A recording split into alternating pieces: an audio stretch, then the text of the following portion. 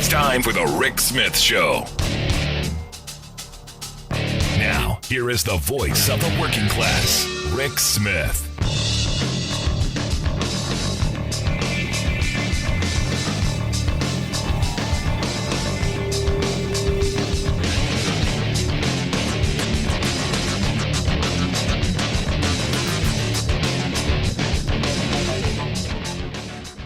Now, here is Rick Smith.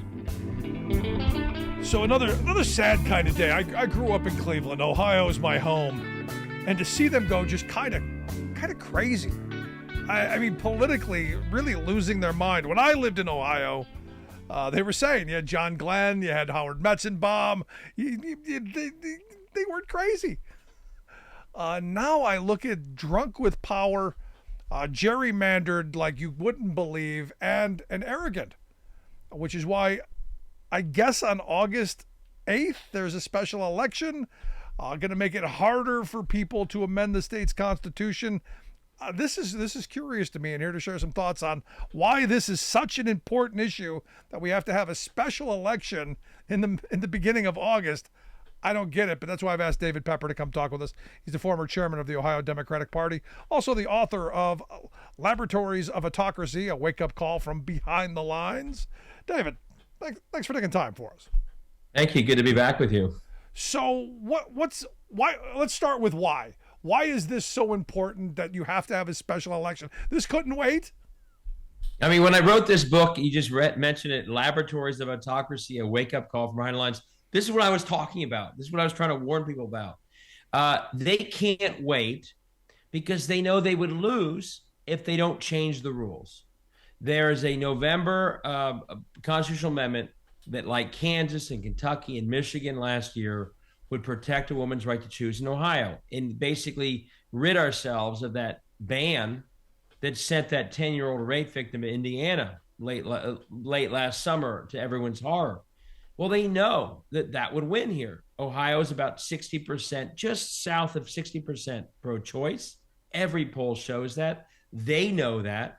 And so when they saw the signatures being gathered, they thought, well, just like they gerrymandered, just like they suppressed the vote, how can we change the rules in order to actually win even when we're in the minority? And so that's why they're doing this, to raise the threshold to 60% from 50%. But this has implications way beyond even that, as important as that is. This would cut off our ability to do other types of reforms down the road, like ending the crazy illegal gerrymandering that they are still taking advantage of, potentially raising wages down the road. And they also view this as a part of a national strategy. If they can do this in Ohio, they will try and do it in every single state they can, because when you're running your whole extremist operation through gerrymandered state houses, where you've hijacked these state houses, basically, the one thing that you don't want to stop you is the people of these states saying, time out, we see what we're doing, we're going to stop you. By changing the threshold this way and scaring their voters into thinking that there's some, liberal outside groups that are trying to take over Ohio, which is not the case, not the history, either recent or long term. This is their way of trying to protect what is a strategy basically run through gerrymandered and extremist state houses to run an extremist agenda here, which they know they can never get done in Washington. Now, I want to go back to this. It's historic and it's national in its implications. Right. I want to go back because I want to make sure I make this point that these special elections, these people banned this and have now brought it back over their own ban. Correct. And here's how bad it is. I was talking to a reporter earlier today, and this reporter said, well, they repealed the ban, right? I was like, no, they didn't. They tried to repeal the ban. They didn't have the votes to repeal their own ban on August election. So they showed our state and anyone else paying attention that they knew the ban foreclosed an August special election. And by the way, the person leading the charge on this August special election, the day they banned August special election, said, I've spent my entire career getting to this important day where we get rid of August special elections. But the minute this abortion access referendum comes along, they forget. They don't forget their ban. They try to repeal it. They fail to repeal it. And then they say, well, forget the ban anyway. We're just going to demand it. And of course, we now have this hyperpartisan Supreme Court, which 4-3 said That's fine. You guys are allowed to have an election on a day that the Ohio Revised Code says there should be no August special election. So here's how bad it is. This is a legislature seated in districts that violate the Ohio Constitution, not by me, but per the Ohio Supreme Court. So they're already illegitimate if you view the Ohio Constitution and how they should have done districts. Demanding an election on a day that's illegal to have that election, to try and rig the rules to get in front of something that would otherwise reflect the will of the Ohio people, but that would also long-term stop our ability to fix the gerrymandering and everything else. So if we saw this happening in some other country, as America, we would all say, my God, the democracy of that country and the rule are gone. It's happening right now in the state of Ohio. And I still think we treat it as far too normal for what it really is, which is lawless and undemocratic as hell and cynical as hell, because they literally are saying to the Ohio through TV ads, this is about outside special interests trying to buy Ohio's Constitution. This entire thing is being funded by a billionaire from Illinois who helped fund January 6th. So the whole thing is a out-of-state special interest driven change to Ohio's Constitution to lock the people of Ohio out of their own Constitution. Well, I mean, the right has always been masterful at accusing the other side of doing what they're actually doing. So I am not surprised by this, but in any way, shape, or form.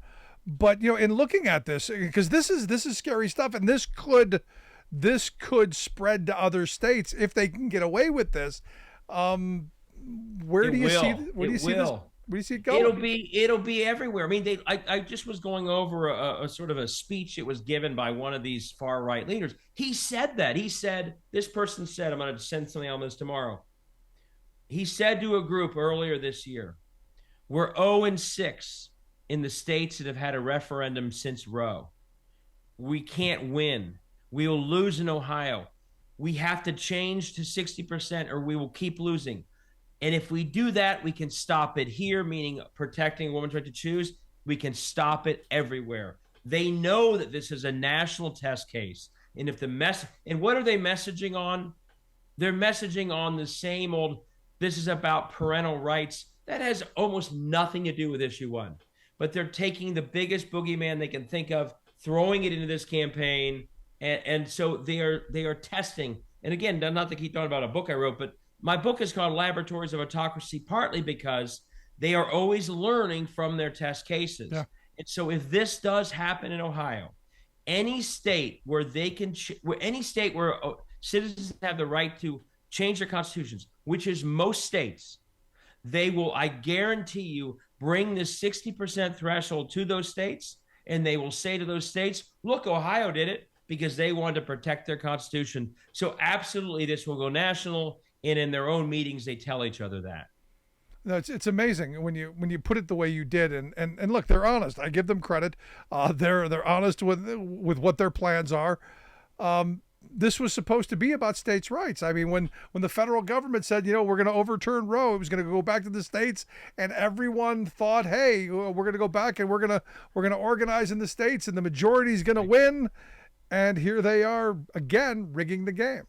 Yeah, I mean, it really is ironic that the Dobbs decision, as flawed as it was, said this will take it back to sort of the majesty of democracy in states, and the people will decide. Well, now we see that these rigged legislators they gerrymander because they're afraid of the people. They know their extremism will not survive the people voting in fair districts. But now they're taking it to a different level. They're essentially, in this case, this is sort of a gerrymander of a statewide referendum. Change the rules so that if you're in the minority, you lose. So they are literally, I mean, these are people who probably would praise Kavanaugh or whoever it was part of that Dobbs majority. In this case, they're not even following what the Dobbs decision said, which is it should go back to the people, the states decide. They are doing everything in their power, everything to avoid the majority of Ohioans weighing in on this, which was, as you said, supposed to be what even the Dobbs decision said should happen. They want this decided by rigged extremists and gerrymandered districts in a way that the people of a state, even in this case, 59 or 60% of them agreeing that a woman should have a right to choose, 90% of them disagreeing with a ban that has no exceptions for rape or incest, 90% disagree with the current abortion ban, and they want to say, sorry, we get to do it, and the people of this state don't get to weigh in. And there's another part of this, by the way. I won't go through all the details. There's a poison pill in this thing beyond the 60%. They're creating a rule that to get something on the ballot, you have to have a threshold of signatures in all 88 counties, which would give any single county in Ohio a veto over the other 87, over, let's say, 70% Ohioans want something. Well, one county with 0.15% of the state could stop it. That also is an invitation for meddling in signature gathering. You know, the current massive scandal that just led to federal sentences for that corrupt energy bill in Ohio. One of the key aspects of that scandal that led to jail sentences was an effort to interfere with the signature gathering process. Well, they are creating this massive bottleneck that if you successfully meddled with the signature gathering in a few small counties, if in just one county you managed to stop the signature gathering process successfully, there wouldn't even be an election at all.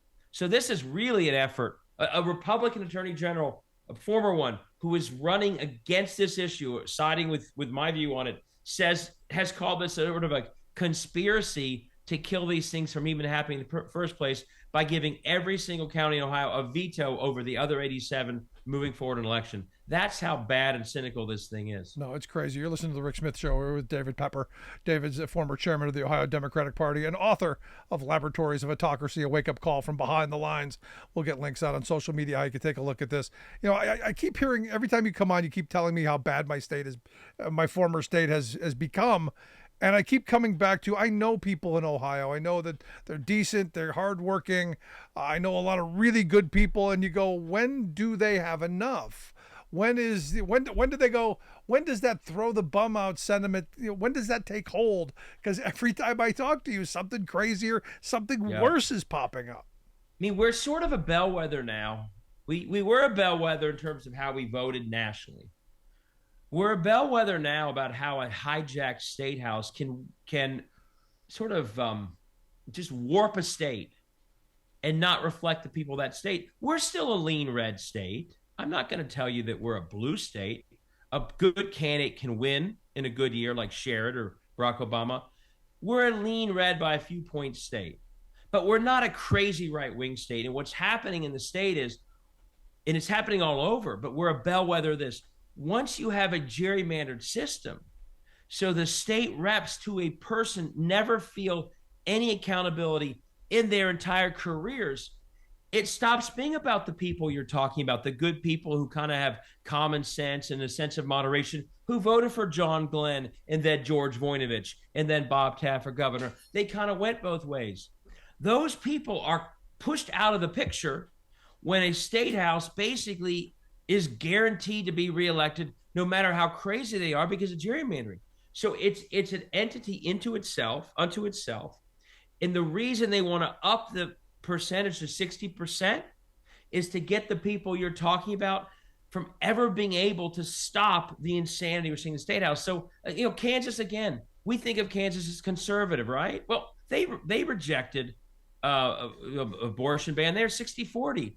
That's a bat signal to the country. Don't, in a blue state, assume that the people of these states are going along with the program of these crazy legislatures. These legislatures gerrymander. They change the rules to get to 60% because they know full well that their extremism does not reflect the people of these states. We might have a Republican legislature if we had fair districts. I'll acknowledge that. But it wouldn't be a Republican legislature acting like this. They would reflect the more mainstream. What does Ohio support? We support our unions big time. We support a woman's right to choose big time. We support a middle-class based economy. We want some common sense gun reform.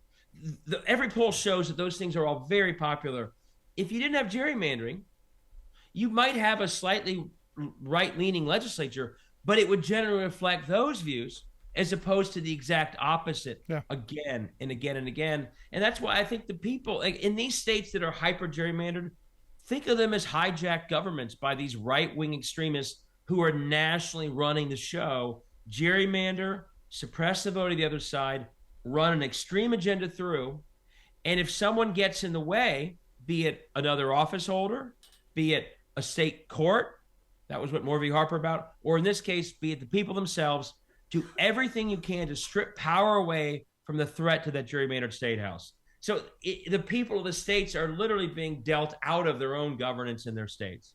So last question I've got for you in this last week, anything our audience can do, anything that you're telling people to do, what are the marching orders to stop this nonsense? I mean, if you're on Twitter, honestly, this is going to sound self-serving. Follow me at David Pepper, because I'm giving, as you probably see, nonstop updates.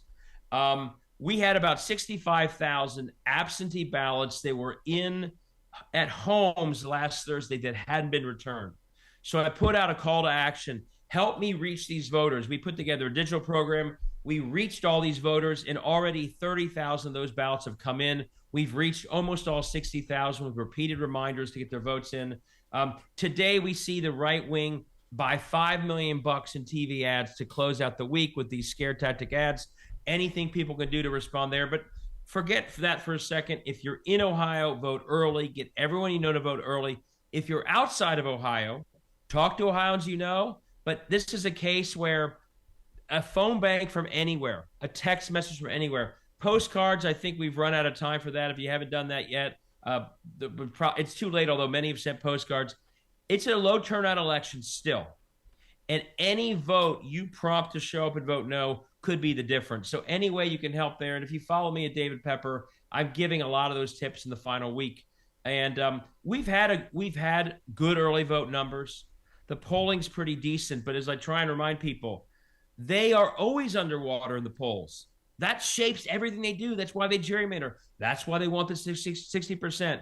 So when they're down to the polls with a week to go, what do? They run insane ads to scare their base to show up. They overperform through scaring people. And so no one should take anything for granted. They're always down in the polls, and they always come up with strategies to overcome that. That's sort of their whole MO. So anything people, and one other thing, as much as it's fitting that Donald Trump is indicted today, folks, you're not going to change anything that happens in that trial the next couple of weeks.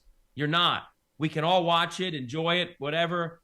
But what's happening in Ohio with democracy, you have more control over than anything that happens there. So watch it for a few hours. I did as well. But we got work to do here for next Tuesday. And I beg you, if you care about this issue, don't let that distract you. You can't control that, but you can help us control the outcome of a low turnout race that will have national implications. And if the wrong side is successful, they will bring this model to every single state where they can. So anything you can do to help out, we really, really appreciate. There you go. David, I appreciate the time as always. Keep up the great work, and I look forward to talking to you again real soon. Thanks. Take care. Thanks for having me on. David Pepper, former chair of the Ohio Democratic Party. Also, make sure you check out his book, Laboratories of Autocracy, a wake-up call from behind the lines. I'm going to take a quick break. Back with your thoughts after this. Stick around. Listen to The Rick Smith Show. We're working people. Come to talk.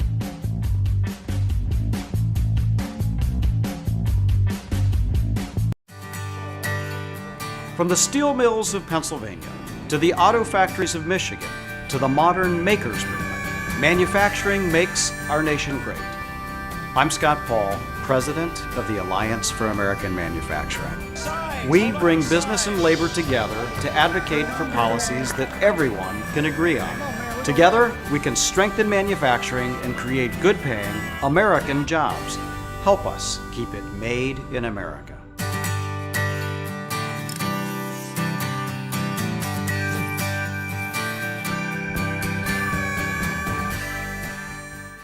The old factory towns in America's heartland have been taking a beating. Thing is, though, there's a light at the end of the tunnel. The new CHIPS bill that got passed will bring jobs back home and has already resulted in big announcements of major new factories opening. The American Recovery Package has allowed cities and counties to hire new police officers and firefighters and start rebuilding their communities again. We're finally turning things around after 40 years of screwing over working people. But will we keep moving in the right direction? That's our choice.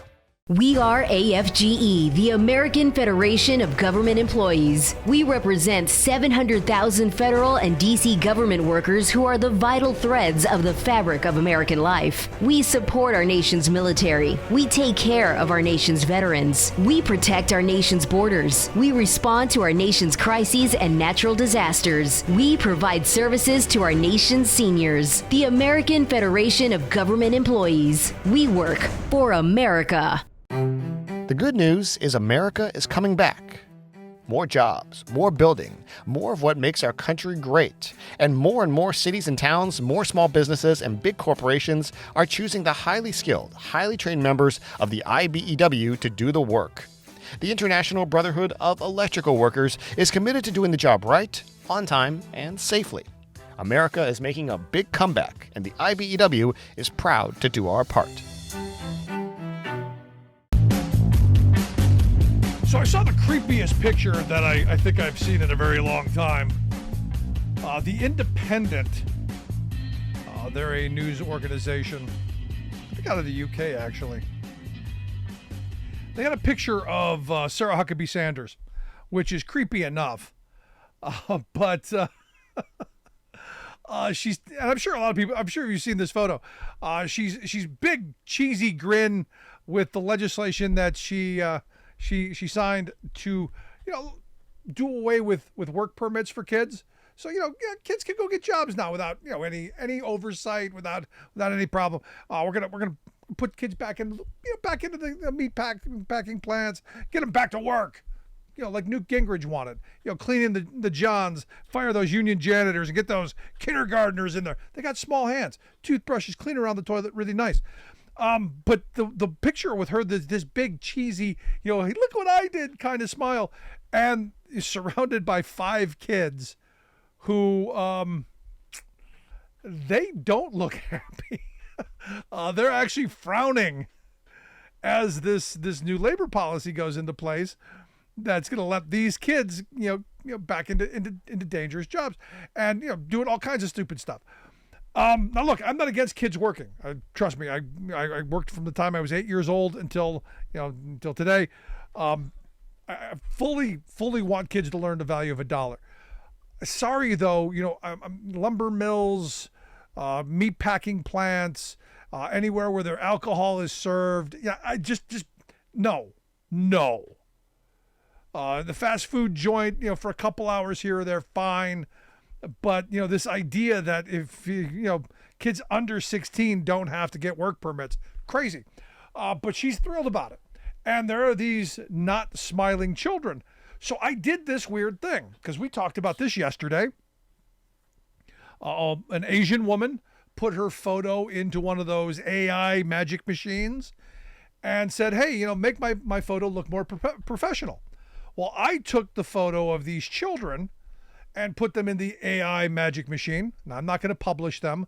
This was for my own interest to see what the AI machine would come up with. And, tell me what a child laborer in America looks like. It didn't look like any of these smiling white children.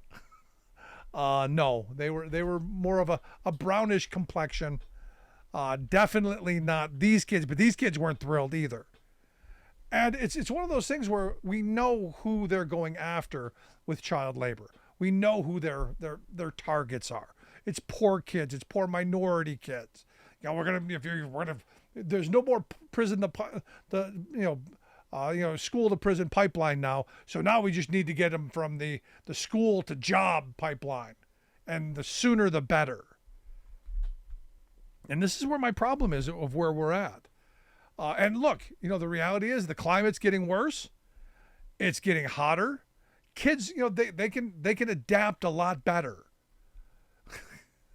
Which is why when I saw the Washington Post story that said your body can build up a tolerance to heat, here's how, my mind went, are you freaking kidding me? Small gradual exposure to heat can help the human body build tolerance to rising temperatures, according to experts. Start off small. This is how you ease into it. Go outside for a couple minutes, do a little exercise, and then, move around and listen to your body. When it tells you it's too hot, rest a little, and then do a little bit more tomorrow. Because, screw doing anything about the climate. You're just going to have to adapt. You're just going to have to get used to being hot. So lean in. And look, the sooner we get kids adapted to the heat, because, they're just sitting in the air conditioning playing video games, sooner we can get them out into those hot factories and doing that, the better for them. It's actually better for them. my mind went to Rex Tillerson, former Exxon head.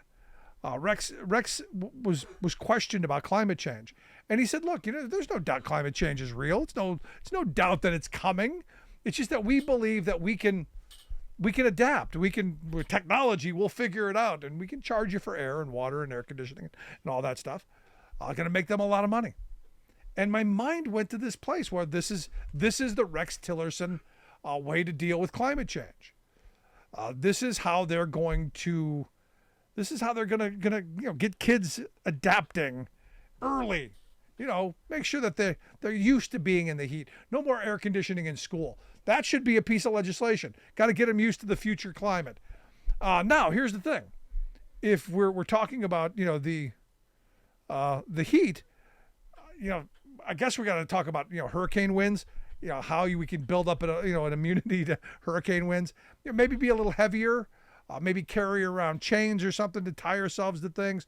Be prepared. Flooding. Maybe we start teaching kids how to swim sooner.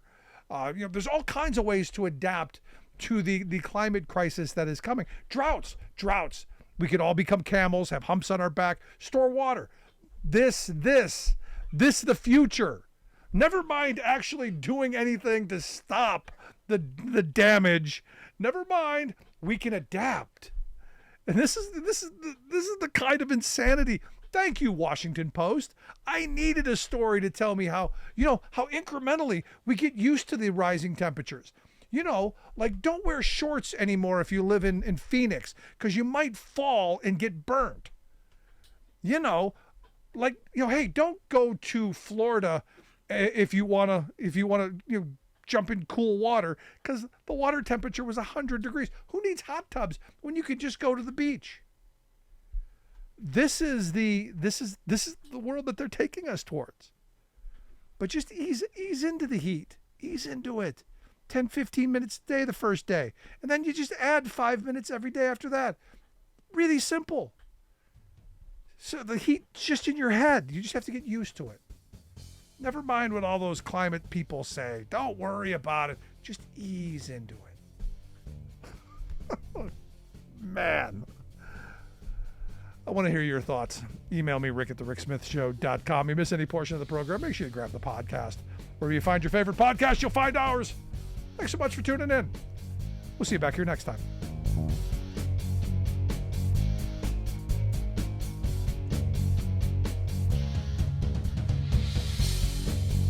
You've been listening to The Rick Smith Show.